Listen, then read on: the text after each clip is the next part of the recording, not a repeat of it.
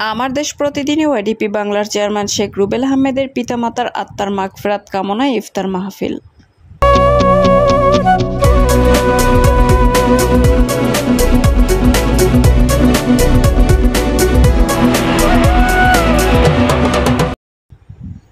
আসসালামু আলাইকুম।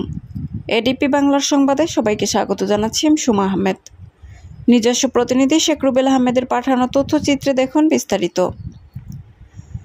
পাবনা সুজানগর উপজেলার জনপ্রিয় সাংবাদিক আমার দেশ প্রতিদিন ও এডিপি বাংলার চেয়ারম্যান শেখ রেজাউল করিম রুবেলের পিতামাতার রুহের আত্মার মাগফিরাত কামনায় দোয়া ও ইফতার মাহফিল অনুষ্ঠিত হয়েছে।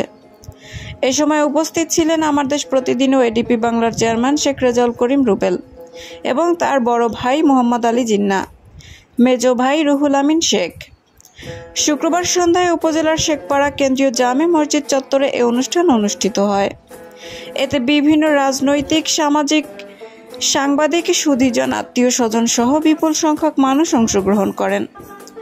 ইফতারের আগে মরহুম ও মরহুমার আত্মার মাগফিরাত কামনায় দোয়া এবং পরে তবারক বিতরণ করা হয়।